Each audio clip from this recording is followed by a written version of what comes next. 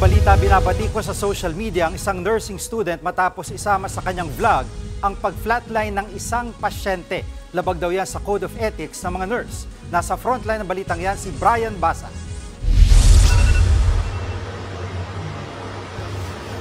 Pinost ng vlogger na ito ang kanyang A Day in My Life as a Nursing Student sa kanyang TikTok account.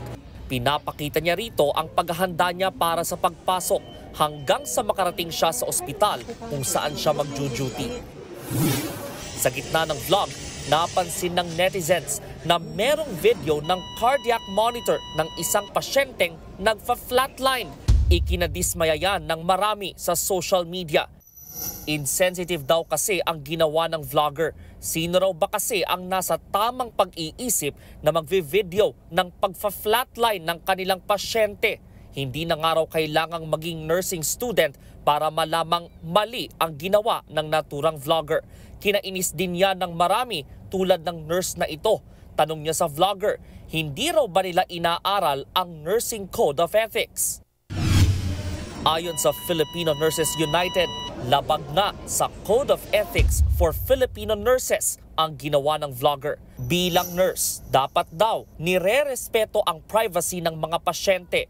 Hindi raw dapat ginagamit ang kondisyon nila para lang sa views at kita.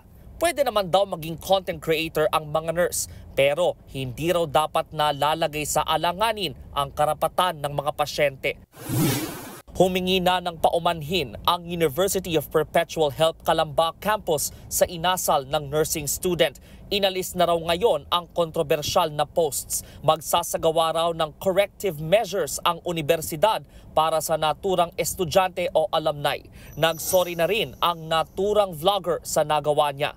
Desisyon niya raw ang mag-video sa gitna ng kanyang clinical duties. Alam niya raw na mali ito at magsisilbi raw itong aral para sa kanya. Nagbabalita mula sa Frontline, Brian Basa, News 5. Mga kapatid, Jiggy Manikad po, iba na ang may alam at may pakialam sa panahon ngayon. Para sa konkreto, kumpleto at komprehensibong balitaan sa Frontline, mag-follow at mag-subscribe sa social media pages ng News 5.